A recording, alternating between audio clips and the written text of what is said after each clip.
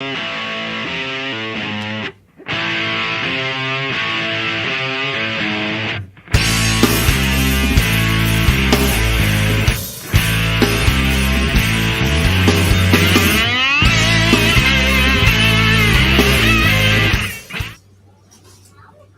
right, it's another Friday night, and it's another week of college football. And Randy and myself are here in the corner, the college football corner, ready to lay out the whole weekend for you, let you know what you need to look for and what you're going to see and what you might see, depending on how things go. We're not Nostradamuses, but we got a good idea on what's going on in college football. So, real quick, want to give a shout out. Facebook, give us a like. YouTube, give us a thumbs up and a bells. Give a shout out also to a good friend of ours named Jimmy and his wife. We're praying for his wife in hospital. And with that, we will get moving on. Randy, do we want to discuss anything from last week? Potentially a certain team losing. I think their last name is the Dogs. Yeah, actually, yeah. The other actually there was two. I guess you could call them surprises. I mean, Ole Miss really took it to Georgia, and that. So I mean, I can't say it was a total surprise, but man, they were really geared up for that game. And Lane Kiffin talking about, hey, this started a year ago, whenever they smashed us. That we started planning, we started recruiting, we started doing these things. So I mean, this was on their radar since the end of last season. So yeah, that was, I mean, a little bit of a surprise and shocking. The bigger surprise to me, Alabama went into LSU and just took it to them. I mean, not even a game, and No doubt. Everybody in the world was picking LSU at home at night. They hadn't lost at night in 97 years or something like that. And man, Alabama took it to them. I know you text me, and one of my big complaints was Milroe needs to run the ball. And that's the first thing I got was a text from Fletch saying they're running him. Dude, I tell you, I cannot remember seeing running with a quarterback, let alone anybody else, but that went the way that game went. I saw a hole, and I'm not saying it was because how big the holes were, but there were some big holes. I think there was at least one 40-plus yarder that I don't think he was touched by anybody. Oh, it was just because they were not read options. The fullback or the running back was playing fullback, going in and blasting somebody, and Milroe just went by like he was running. It was crazy. I was like, holy moly, I've never seen this before. And they just absolutely steamrolled that team. Did you see the video at one point of Brian Kelly turning and staring down the defensive coordinator like, you got any answer for this? It was bad. No, we don't. When you have that, they call the triple threat quarterback. But when you have a guy like that can run. And, Milroe hasn't always played that way this season. No. The first quarter against Georgia, he was on the loose and, all that. But, of course, that game quickly changed. This game, it was, the whole deal. I mean, he just they used him, used your best weapon. I can, previous against Tennessee and against Vandy, I'm like, what are you doing? Why are you not using your best weapon, trying to show that you can throw the football or whatever. But, yeah, that was a bit of a shocker, the way, not so much that Alabama won, but the way that they won. Well, equally impressive, I thought, was I know lots of teams have had issues, Georgia's notwithstanding in those, but their defense was just literally shut down LSU. So we've seen Alabama score some points this year, but they had trouble doing things on the defensive side, but it wasn't happening in that game. They really came up with a nice game plan that just thwarted everything LSU tried to do. Now, it was raining and all that, but it's raining on everybody, so it's not like it's an advantage to any one team. So, absolutely. And we talk about, really good defenses. And, Alabama has pretty good defense. We haven't seen it all year. The key thing that we see, that I see with these defenses, it's really there is some very good defenses. Alabama has a good defense. Georgia has a good defense. Ohio State has a pretty good defense. Michigan has a pretty good defense. There's several teams that have a good defense. But here's the key thing: if your offense cannot keep them off the field, right, they're just not going to be able to stand up to to the offenses of today, the spread offense. You don't get to change personnel. They're just not going to be able to keep up. So if you look at teams when they struggle, they're going 3 and out. I mean, it happened to Georgia. 3 and out, a turnover. And your defense. You're leaving them out there on the field. And, it kind of looks bad. Well, this defense is not very good. They're getting shredded and all that. Well, get them off the field for more than 3 plays, So, oh, yeah. When you're getting destroyed, you need some time to rest. Then also they need time to talk about, okay, we're going to change this, make adjustments. Right. But you get back and you barely get to do anything before you're 3 and out and you're back out there. Exactly. It just sometimes the really good ones can stick around for a half, but usually in the second half it's just too much, and no matter who you are. So yeah, your offense has got to complementary football. They always talk about. The offense has got to be able to do something to help out the defense. There's no doubt. Yeah. Have to. So. I was one. Getting back to Ole Miss and the Dogs in Georgia.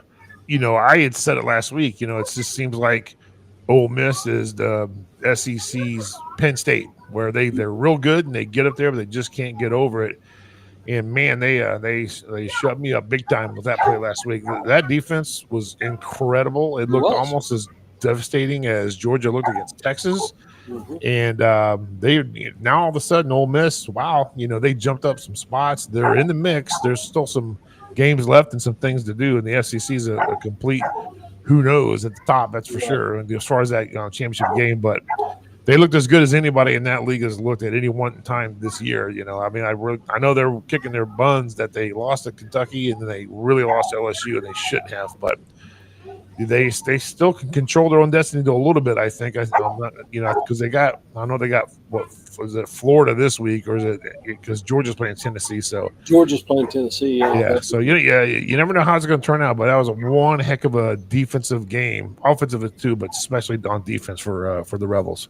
Yeah, and here's one of the things about the other thing about the SEC that actually got in this conversation earlier today. They're saying, well, if Alabama wins out and Georgia beats Tennessee, and Alabama could get in that SEC championship, and I'm not so sure that that's the best way to a title for a couple of these teams. I mean, you get thrown into that SEC championship, Big Ten championship, whatever it may be, and you're sitting there with 2 losses, and you pull Texas, Georgia, or whatever. There's a possibility you're going to lose that game. It's going to be your 3rd loss, and you're not even going to get in the playoffs. Right. So everybody, got to get that SEC championship. No, you don't. Win out, be in the top 12, and that's your best shot. Let Texas and Georgia beat up on each other. Let Tennessee and Texas A&M beat up on each other. Right. Whatever it may be, but not. I mean, don't get me wrong. It's good to be a conference champion, and you do get that spot. You do get a bye, but there's also, especially in the SEC, when you look at it, hey man, we're going to go into that game with 2 losses. And let's just say it was a rematch of Georgia and Alabama. Right. One of those teams is not going to make the playoffs, and as it is, right now, they both have a chance to make the playoffs. Yeah. There's a big dynamic about, let's say you're the 3rd team in the SEC, 2 teams are going to the championship game, and you're not. That team more than likely is going to host a 1st-round game, so they don't have to play a extra game in the regular season. They get a bye week, if you will, and then they play the 1st-round game, and then they sit for a few weeks before they play in the next round if they make it on. Mm-hmm. Whereas you look at another team, for instance, I was talking about this at work today with about Ohio State. They got Northwestern tomorrow. Should be a cakewalk win. No offense to the Northwestern, it's just the way it is. So after that, they got to host Indiana, who's undefeated in the Big Ten. They don't want to lose that game. That'll be their 2nd loss. Right. And then they don't get to play the Big Ten championship game. And therefore it would be Oregon and IU. So they got to win that game. And then they got to beat Michigan because they've lost them 3 times in a row. And if they take a 2nd loss after beating IU still goes to the Big Ten championship game because IU's not going to lose to Purdue, and they're off this week. Right. So then after that, they got to play Oregon in the Big Ten championship game if they make it that far. So they got a gauntlet after this week in a row. Whereas if they didn't make it in, let's say they lose to Indiana, which is a undefeated team, they got 2 losses. They're the third best team in the Big Ten. They might be able to get in as a home game. Well, that's what same scenario I was just talking about in the SEC could very possibly play out in the Big Ten. Right. I will say this. Indiana. I mean, they've been impressive. I did watch the Michigan-Indiana game. Indiana hasn't had a real tough schedule, and they've avoided the big boys of the Big Ten, other than Ohio State coming up. And so, I mean, I just really question how Indiana's going to do against a top 5, team, even against a Penn State and Oregon and Ohio State. And I don't disagree. I mean, there's no doubt. Right. Now, that doesn't mean that we're saying they ain't going to do good. We don't know, but they haven't shown because they haven't had an opportunity. They'll have an opportunity. Let's say they lose to Ohio State and they're sitting there with 1 loss, and Ohio State goes to the Big Ten championship against Oregon. Indiana is going to be the third best team in the Big Ten with 1 loss to a number 2 team in the nation, maybe number 1 team after that game. So they could be hosting a game, and skipping the playoff game, and also a lot of interesting things that could be happening in the next few weeks. So, because they're not going to lose to Purdue, we already established that. There's no way they lose to Purdue, but you never know. But still, I mean, and going into the playoff, and I'm not trying to knock Indiana, but I just kind of question where they're at amongst the big boys of the, of the thing. But I don't think there's any chance of Indiana beating Ohio State. I really don't. Right. At Ohio State. And, I mean, even Michigan kind of showed it, a little bit. But, I mean, Michigan is just having, a tough season. They got their 4th loss, but they certainly made a game of that. So that was their toughest game. I mean, I know they were down to Maryland or something, but I think the Michigan game was by far Indiana's toughest game. It was a low-scoring game. The first time they didn't score up in the 30s. They didn't bury them. And it was on the road, and it was probably the best physical team. It's still Michigan. They still got 4-star, 5-star guys, like one of the prima donna teams, the premier team. So that was their toughest bout, and it showed in the score. They won. It was a good win for them, But Ohio State's going to be much better than them. So it figures to be interesting next week. I definitely look for Ohio State to win. Obviously, being a fan of, but just in general, I think Ohio State's really rolling and clicking. So is Indiana, but at the same time, like you said, we need to see it. And what they've been doing is great, but they've been doing it to just lesser opponents. Not their fault. But, No, absolutely not their fault. You play with what's in front of you and who's in front of you, and I mean, and you take care of business. I mean, that's what you do. But in the big scheme of things, and the playoff thing, and all that, I mean, if I'm an Oregon, if I'm Georgia, Tennessee, Texas. I wouldn't be real upset if I got Indiana in the first round of the playoffs. Right. I mean, it's amongst everybody else that you could possibly get, so. Sure. But, I'm like I said, it sounds like I'm kind of bashing on Indiana, but, they just haven't. They've had a great season. They took care of the business, but they've also been able to avoid the big boys. Right. They, some of the interesting things that can happening, looking into this 12 team coming up is the teams that are going to be hosting. Like you look at, if IU gets in as a 1-loss team, so they're not in their conference championship, they could be hosting a game. That's all based on where you rank. Of course, they're way up there right now, and losing to Ohio State. If it's a 59-0 beatdown like Ohio State did to Wisconsin back in 2014. Who knows what they'll drop? But if it's not that, if they play well and lose a decent game or a somewhat close game, then they're gonna be up there. They're gonna be hosting.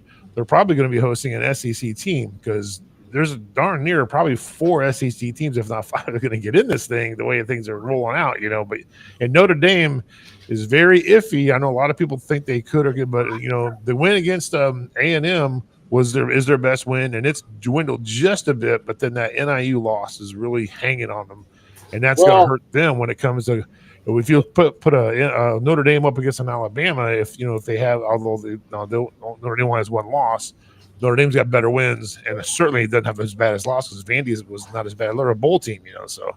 Right. Well, I mean, and the thing about that loss, it was fairly early. And, Right. And they've rebounded and responded, and they've done everything they're supposed to do, and that's why up there where they are. I mean, we see upsets in college football. It happens. Like I said, it doesn't take very much at all to knock a little edge off, and the team is sitting there gunning and ready for you. And look out. I think that kind of happened to Georgia against Ole Miss. Ole Miss was way more prepared, prepared, but more motivated. Let's say than Georgia was. It certainly looked that way on the field. So I mean, you hope Ole Miss doesn't have a letdown against Florida, because that was a heck of an effort they put forth last week. I just lost my train of thought when we were talking about I don't know, college football, right? Well, anyways, it's going to be really interesting to see how these all play out. Notre Dame, I personally think Notre Dame gets in. I like them, and I think they're playing their best football the last 3-4 weeks. They're way better than earlier. Even when they beat A&M, they're playing better than that. Way better than against NIU. They're killing people. They got Army left as far as big games on the schedule, and then they play USC, and I know that's not going to be a big game. I think they're in. I think they're a good enough team. They look the part, if you will, the eye test and all that. Mm-hmm. And so it's just going to be interesting how that affects, like a BYU who was undefeated in conference play but got one loss against SMU in the ACC, and then SMU is another team that looks really good. I really think ACC and Big 12 are conference winners get in, and nobody else will. I really think it's going to be that way. I'm not saying it should or would or whatever, but I think it's going to end up being that way. And a lot of it's just on who they've played and who other teams played and what's been going on in the SEC. Right. Well, and you look at those two conferences, and Miami, they got beat last week, but Miami has been living on the edge. Oh yeah. For at least 3 or 4 games where they pulled it out at the very end. They do have a great quarterback, but that was eventually going to catch up to them sooner or later. And then I stayed up till wee hours of the morning watching the Utah. I watched some of that. The Holy War. Did you see the end of it? Yeah. Wow. I mean, I know. Geez, I know.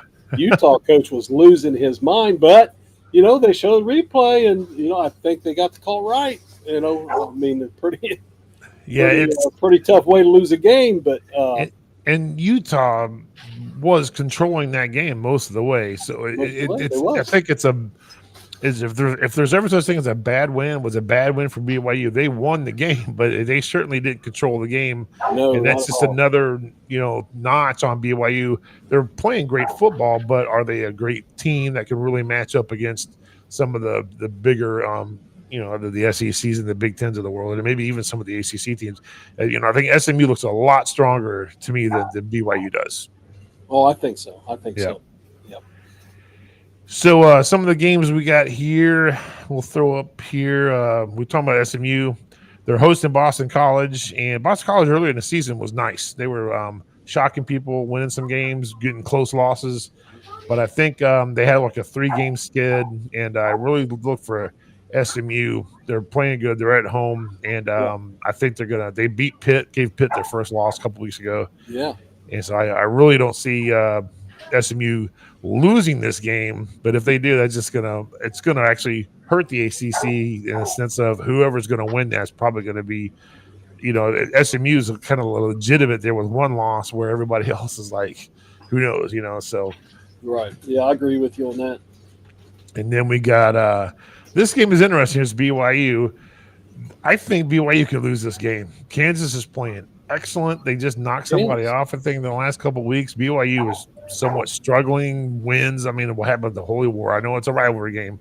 Yep. But I wouldn't be shocked if Kansas wins this game. It would not shock. I don't bet, but if I did, I'd probably put money on Kansas.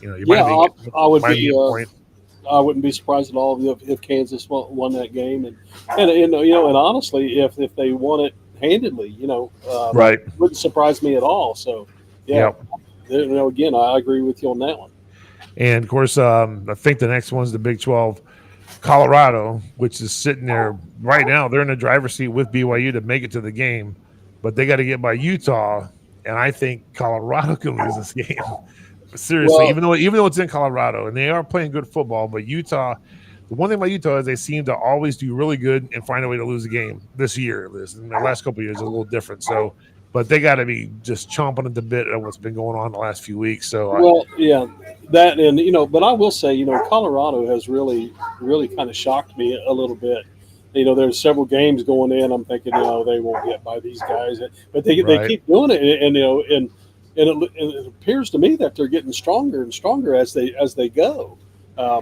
So but I mean, at Utah, that's going to be a big challenge for them. But like you said, they are at home and they keep getting it done, and they probably do possibly have the best player in the country.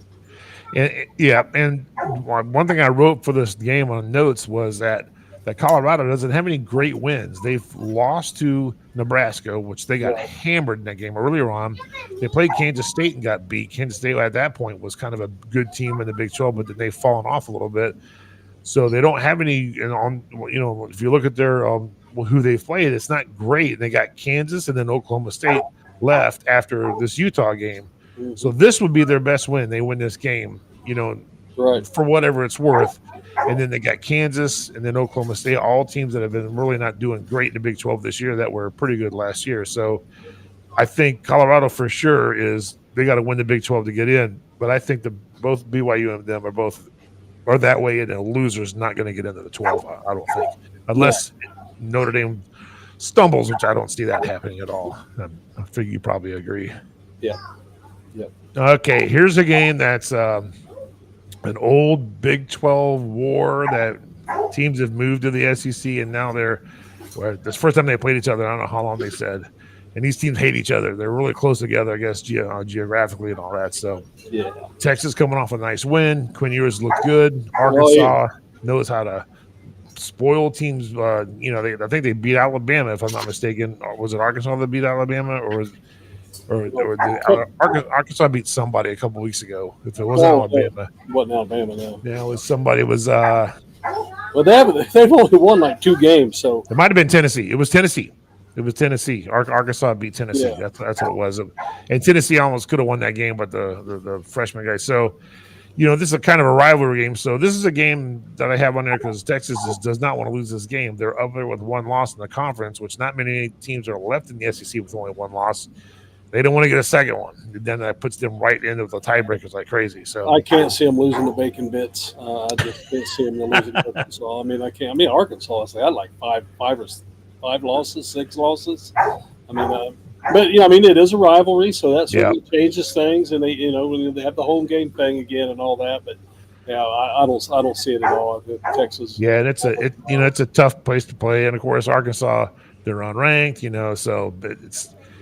You never know, but this is a game Texas should win, and they certainly don't want to lose. Not just because of the rivalry, but exactly. It's going to hurt them too much. Then we got the big one. This is Tennessee at Georgia, and this is a really good game. With Georgia has 2 conference losses, and one's to Alabama, and one last week is to Ole Miss. Both them teams are in front of them, I believe. Tennessee is up there, and this would just be another good win for them. And I think Tennessee, I got it right here. They only got 1 loss. Overall, right, and that was to Arkansas, which is crazy. Right. So this would be a really nice win for Tennessee. I don't know when the last time they won in Georgia was. I want to say I heard it's been quite a while since they won in Athens. I'm sure it has. I'm sure it has. Then I haven't heard is the quarterback for Tennessee going to play? I believe he is. The Nico Villanueva guy, however you say it. Yeah, he was injured and he was questionable, and then I heard that he wasn't going to play, and now I heard that he's cleared to play. So right, I'm not. He has to play in this game for Tennessee to have a chance. Yeah, I certainly agree with that. If he's not in there, then it's going to be kind of crazy to think they got an opportunity, a chance. That is, in college they don't really have to tell anybody anything, so. It could be smoke and mirrors until so they don't really know who's going to start until they kick it off and you want that on the field. But I did hear that he's cleared to play and all that. So same Yeah, thing with the guy from Florida, Lagway, who the hamstring, he's supposed to play tomorrow. And I'm like, how's that going to work out with a hamstring? But I guess we'll see if that really is going to happen or not. So yeah, this Tennessee Georgia game, it should be a real defensive battle. Two very good defenses. That should be a battle. The thing for Georgia is Carson Beck. Yeah. Really, he's had a terrible season compared to what we've seen a little bit last year and what the expectations were for him. He's not been very good, but he also has not had very much help. And we talked about that a couple of weeks ago. Georgia, dropping the ball. They don't really have a running game. Yeah. So, I mean, Georgia's, certainly has some weakness. So if Carson Beck is not playing well, Georgia is they're going to struggle against a lot of teams. Yeah, playing at home, I would pick Georgia. I'm sure you probably feel the same way. But I don't feel safe like I would if maybe Nico wasn't playing, the quarterback for Tennessee. But if it was in Tennessee, I would probably feel better about picking Tennessee because I just feel like they're playing better football than Georgia is. But it's at Georgia. And Georgia, like you said, defensively, they've been pretty good, except for a few games. But offensively, it's crazy. I mean, last year was what it was. This year is even worse. Carson Beck especially. Like you said, all the guns are gone. They don't have McConkey and Bowers and a good running game. So you never know what's going to happen in this one. But a loser of this game, especially if it's Georgia, if Georgia got it, this will be a third loss. Yeah, they're out. It's hard to see. Yeah, it's really hard to imagine them getting in. So out. Yeah, I agree. We should be on the committee.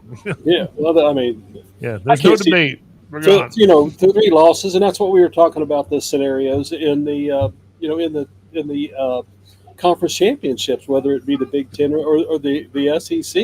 Right. The best path maybe, but a 3-loss. I do not see a 3-loss team getting in. I really don't. It's hard for me to imagine. I know they're saying things like don't count Alabama out and stuff like that. They're one of the stronger, potentially 3-loss teams if they take another. They only got 2, so they lose another game, they're out. Yeah, I certainly agree, and I'm not. I mean, any of them, it's hard to reconcile 3 losses. It really is. Well, 3 losses, and one of them to Vandy, and the other one would be to either Mercer, Oklahoma, or Auburn. Right. So the best of those 3 teams is Mercer. Right. Oh, absolutely. Yeah. I mean, Mercer, 9-1, and that's. I really think, what we were talking about earlier, like you said, I think Alabama wins out. They got 2 losses, and I definitely think they get in. It's going to be interesting to see if they become a home team for that first round or if they're traveling. And honestly, who would want to see Jalen Milroe? I don't care who you are. I mean, that guy's a nightmare. If they stick with that game plan they had last week and they're able to execute, there's not too many teams that can. You just got to punch him in the mouth. I mean, that was just crazy last week. I don't know, Brian Kelly. Wow, that was unbelievable. But he was just what a spectacle. He was. Yeah, his couple of his press conferences were kind of hilarious. But I mean, there's nothing he could do. Well, I mean, what can you say whenever that happens? I mean, that was that was an embarrassment for LSU. It really was. Yeah, no doubt. Didn't hurt my feelings any. Yeah, well, I was the one team you love against the one team you really hate, even that's not Auburn, because you really hate LSU. So that no wonder you were up till 2:30 in the morning. You probably couldn't sleep. Oh, I was, and then I ended up watching that Utah BYU game, which was, it was a great game. What was I wouldn't say it was controversy, but they threw that flag. Utah thought they had it won. It was over with, and hang on a minute here, and But that's we got a message from. Let me get over here. I think it's our buddy, your buddy. Here we go. John. Who do we think is the best player in college football? I imagine you're saying NCAA. It's go ahead. You first. I got to go with the guy from Colorado, the Travis Hunter. Two-way player. Makes a lot of things happen. He's probably the best player in college football right now. But I'll tell you, somebody that really impresses me is the running back from Boise State. Boise State. Jannety. Yeah. I mean, that guy's pretty amazing too. Austin But I mean, Genty or something like that. Yeah. yeah. But I mean, it's hard to say that Travis Hunter is not, the best player in college football right now. He's awesome. He was literally the first person I was going to say. So we're agreeing there. The next guy I'll say I know we agree with, but maybe not in that order of being number 2. Is that I can't think of his name, but it's that defensive end for South Carolina. That guy's an absolute the train wrecker. Number 5 or whatever, or 11. Yeah. That guy is. Yeah, he's amazing. But I mean, he's the best defensive player in the country. I don't think there's any question about that. Yeah, I mean he's having an incredible season too. So is the running back from Boise State. Incredible season. I was trying to think of people that have had really good seasons. And those guys definitely come to mind. I know Travis Hunter missed a couple games, so I don't fault somebody for getting dinged up. That happens. But when you're in there, you're making a difference. You're a difference maker and all that. And it's definitely happened. Jackson Dart from Ole Miss having a fantastic season. Yeah, what do you have, like 500 yards and 5 or 6 touchdowns a couple weeks ago? He leads college football in passing. Does he? Yeah. Yeah. So Rob was talking. I got to get that guy's name from South Carolina. Hey, John, come on, John. You should know this guy from South Carolina. Look up that South Carolina guy for us. I want to say his last name starts with an H, like Hudson or something, but I could be wrong about that. Yeah. We looked it up, and I don't remember it. We did. So there was. His daughter graduated from there. He's got to know who the best player is. She got a PhD from there. I think that's what he said. He did. It's exactly what he said. I did remember that. Absolutely. So, I was trying to think of other players that have been, maybe doing it all year, and I can't really, you're looking at the top, even Dylan Gabriel started out without, not great, but he's been doing good, but he's not really lighting it up. And nobody on that team, they're playing great complementary football, but none of them are like Heisman guys, I don't think, on Oregon at all, which is not a slight, just the way it is. I don't think there's any Heisman guys on Ohio State either. They're playing really, really good team football. Right. You've had guys that have looked the part during the part of the season. I would actually put Gabriel from Oregon probably, in that top 3 or 4 or 5 guys. I mean, he's been pretty amazing. He's been good. Yeah, I don't know if he's, Heisman, but I'm not saying he's not. Being a quarterback helps him out a lot, for sure. And he's got a really nice touch on the deep ball, and he can run too. I mean, it's like I want to say Milroe, but there's been so many other times where it's just not looked all that great. But boy, that guy can run. If he was just running, it would be a different story with that guy, I think. Kyle Kennard. Okay. We got to remember that. That dude is a beast. Kyle Kennard. That dude is a beast. Man, he is a beast. Yeah, the guy from South Carolina. Kyle Kennard. Yeah, he's absolutely a monster. Probably the best defensive player in the country. When Georgia played Texas, there's about 3 or 4 guys I thought were the best I've ever seen because they just were slicing through Texas' offensive line like butter. But they haven't done it every game. So, well, and then we talk about the matchups. How you match up with something. But obviously they had to match up against Texas, Ole Miss, and we talked earlier about Lane Kiffin talking about, hey, it started after that big loss. We watched our recruiting, who we recruited, who we brought in, and it was all about matching up with Georgia. Yep, and they certainly won that matchup. So, yeah. They may not match up near as well against Texas, anybody else, It's interesting that neither one of us mentioned Cam Ward, and he certainly is statistically having a fantastic year. He is. And I don't know if his team not playing as good as it could because they've been so many close games brings him down at all or not from a standpoint of how good he is. It's hard to tell. He is fantastic. He can certainly run. He's got a big arm. And he doesn't get flustered. He's Joe Cool in it to a sense. So it's interesting. He's certainly going to be. If I had to pick who's going to New York for sure, Cam Ward, Jackson Dart, probably that guy for South Carolina, but maybe not. But he is just absolutely lights out, and it should be the running back for Boise State. They still guys should all of them at least should be going to New York for the Heisman thing, but it may be Dylan Gabriel too. So we'll have to see how that goes. So, but yeah, so that's who we picked. John, you got a pick for the best player in the NCAA? Let us know if you got somebody on your mind. Is he down there in South Carolina? Or is that just where his daughter got her PhD? No, that's just where his daughter went to school. He's actually up here in Ohio and Centerville area. So, okay. So I was gonna say Will Howard. Just kidding. Oh, yeah. No, I think I really like the freshman wide receiver for Ohio State. So it'll be interesting to see how he goes. But it's sometimes it's kind of hard to think. They said it last year a lot about Harrison Jr. Oh, he's the best player in college football. It's just kind of hard to do as a receiver because it's so one dimensional. Even though blocking and all that's part of it, so to say you're the best player, maybe your position, yes, So I think he can certainly be Jeremiah Smith as well as the guy from Alabama, Ryan Williams. Those two can certainly in the next couple of years be the best receivers in the game.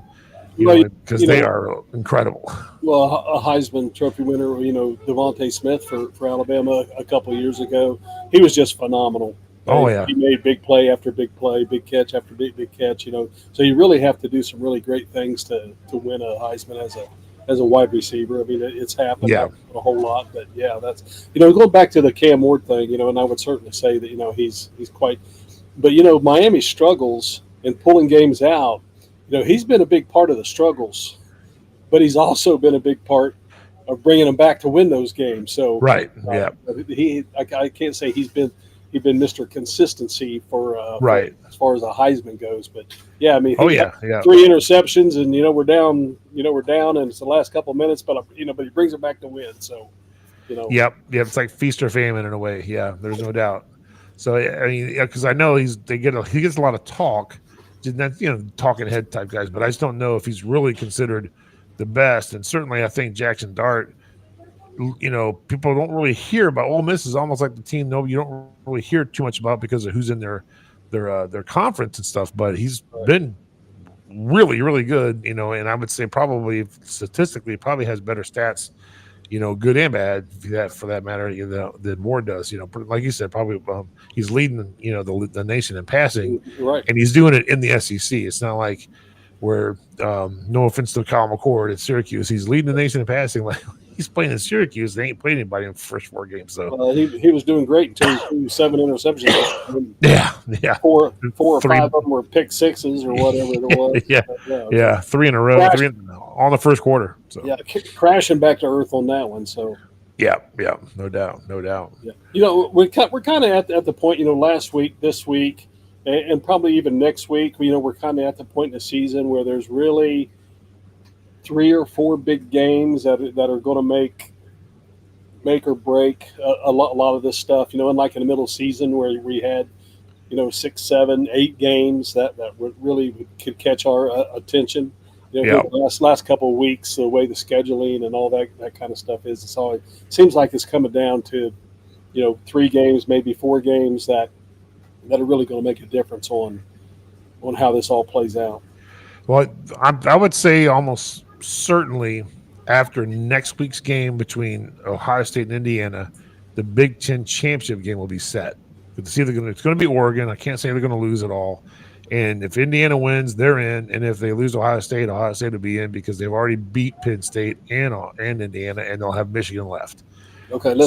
I think that's going to be, Oregon and the winner of Ohio State, Indiana. That's going to be set. So that'll be done. But the other 3 are just kind of coming. They're going to go down almost to the last week because of chaos in the SEC, and then it's just what's going to happen in the Big 12 and the ACC. Playoffs? Who said anything about the playoffs? but hey, listen to me. Yes. Indiana has 0 chance to beat Ohio State. You heard it here up close. 0 chance. I hope you're right. Well, I am right. I'm not saying you're not right. I'm just saying I Oh, hope I'm you're right. right. I'm right. I'm superstitious. I never bet on my Hey, team. I never, I, you know me. I'm the same way when it comes to my team. You know, I would never make those comments if it was an Alabama game. right. You No, know, I'm very exactly. cautious about what's going on. You know, all my years of coaching, you know, and most of it was in baseball. You know, 21 years of coaching high school baseball and all that kind of stuff. I'm the guy that I'm telling you, we could be up 20 runs in baseball. That's game, set, match. Yeah, no We'd be doubt. up 20 runs, and I'd be sitting here, guys, just get that last out. Just get that last. I was just never satisfied until it was officially over. Uh, no matter how big a lead we have, or how far we were behind, or whatever. I was always just all the way to the end. I wasn't satisfied until I seen last out, zeros on that clock, however, whatever you want to call it. And so I'm always, regardless of the situation, I was watching, I'm watching a game. They're like, oh, this one's over. I'm like, oh, no, it's not. What if they fumble this? What, Oh yeah. what if this happens or that happens? So, I don't know if I, had that whole glass half empty thing or whatever, but I was just never, I just had to see that last. Oh yeah. Regardless of how I much was we were up. watching the Dan Patrick, on YouTube. It had already aired. Dan Patrick talking to Kirk Cinetti of IU, and he used to coach under Saban at Alabama, and he was saying that he was talking about Saban. Um, they're up by 40. It's like 2 minutes left, and Saban's pacing the sideline. And he's like. He's like, Coach, man, come on, we're up by 40, and then Saban's like, you don't understand. You just don't get it. And then now he's like, and now I understand. He was right. I get it. I didn't get it then, but I get it now. He was like, you coach until the final, doesn't matter what the score is. You execute, you coach at all times. Oh, And then that's certainly how it was. yeah, absolutely. And, and do the things you're supposed to do, regardless of the score or what it's supposed to be. We've been in games where, okay, man, maybe just go up and to get out, bunt it back to the pitcher or something, And we actually tried that one time, and he threw it away, and we scored 2 more runs. And I mean, yeah, you just, I mean, that's been my mentality, my whole coaching time, with going through the girls and all the stuff that they went through, and then the high school stuff. I'm just never okay with it until it was over. Yep. That's good coaches are always that way. There's no doubt. No doubt. All righty. Well, I think it's time to wrap this baby up. Another good show. We got some good games tomorrow. Meaningful games as far as if there's any upsets, then that's going to just make life either better or worse depending on who it is. But Texas and Tennessee and Georgia should be a good game. You guys want to catch that one for sure. I'm definitely going to catch a little bit of Colorado and Utah. Of course, Ohio State plays at noon. I'll be watching that. That should be over by 12:05. I'm not afraid to say that against Northwestern. Well, trust me, I get it. So, yeah, some of these, like I said, when this all comes out, when they're looking at the playoff system and the teams that's ranked, even the way they have them now. You look at that, and you see teams in there, in Indiana, Miami struggling to get these wins and all this kind of stuff. I mean, sometimes you kind of question, well, where does this, how far and how much does it weigh this whole strength of schedule thing? Because, I mean, if you look at the top 10 teams, top 12 teams, and look at strength of schedule, it is, I mean, huge differences on there. I mean, Georgia has played a ridiculous schedule. I mean, they played all the big boys. Yep. And then you have teams that are ranked strength of schedule at 80, and so right. You just kind of wonder. I mean, are they going to look at that? Is it going to come into play?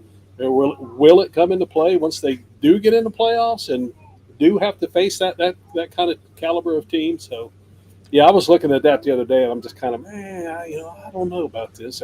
So that's why you and I really need to be on the committee, so we can straighten this all out, because they can't keep getting it wrong. Yeah, it's. I think it was 2 weeks ago. I was looking at it because I was noticing the Big Ten's got 1, 2, 4, and 5 with Texas in the middle, and then the SEC had 9 teams in the top 25, and this is the CFP rankings. And I was Right. like, man, it's so yeah, they have the opportunity in that league, depending on who you are, to play more ranked teams just because that's where they're falling. Which they didn't do it to do it. It just that's the way it's worked out, And it does play to the detriment of some other teams. Who knows how good Boise State can look against a team from the SEC? The only way you're going to know is to put it on the field, And I think some people want to see that, but at the same time, who sees teams that run the football like that? Not very many do. And they took Oregon to overtime before they lost to Oregon earlier in the season. Yeah. So there's just so many levels to all this, and I don't know really what is right and not right, because you don't want it to be in my opinion, the college basketball, because people say, oh, they're trying to get the best teams. It's college football. Does the best team always win the college basketball championship? No, it's not. It's sometimes it's hardly ever the best team. It's the team that played great in that tournament, Right. Well, And yeah. so we don't want to turn into that. We want the best teams, but then how you measure that is so, there's just so much conjecture in that, because strength of schedule, strength of record, who you lost to, who you won, and how you're playing now versus how you played then. Is your quarterback gone for the season? You don't even get in last year at FSU. No. The whole common opponent thing, Right. It's one versus the other. So yeah, it's they some of the narrative is this is going to become the NFL. Well, NFL's got 32 teams. College football's got 133 teams, and even this year we're seeing how some teams are going all the way and they're not playing any of the strong teams in their league, and other ones are. So how do you quantify that? In the league itself, wins and losses get you to the championship. So here's Georgia playing every tough team in the SEC, and here's Texas, who really hasn't played all the tough teams in the SEC. No offense to them, and they're sitting there with 1 loss, and Georgia's got 2, and they're staring 3 in the face tomorrow against Tennessee. So, and Georgia dominated them in the game that they did play. So. Yeah. I mean, that's what I was saying about the whole strength of schedule thing of how that plays out. When you do run up against battle-tested Georgia, battle-tested whoever it may be, Oregon or whoever, of how that's all going to work out. But, I mean, if Georgia, if they win out, I think they're in. They're not going to go to the SEC championship game. Probably not, but they'll be in, especially if Texas wins out, because they beat Texas. It just helps them out how strong Texas looks, because they beat them and they really dominated them. And it's funny because Georgia's looks so bad sometimes. It's like, wow, But it's just so many different variables. Is it bad because of who they're playing, or is it, which isn't all that much, because they did play Kentucky and look bad. So, it's just one of those things. It's college football. Yeah, well, it's we talked about it earlier. I think it's Carson Beck. We'll see how he plays tomorrow, and if he shows up, does he come in and he plays like he has the last 5 weeks? Georgia's going to have a tough time. Yep. All righty, man. Well, we will sign off for this one, and we'll watch some great games. We'll talk about it next week. So one more time, prayers to Jimmy's wife. And we got Facebook with a like, YouTube with a bell, and subscribe. Enjoy the games tomorrow, and tune in next week. And until then, we will see you all later.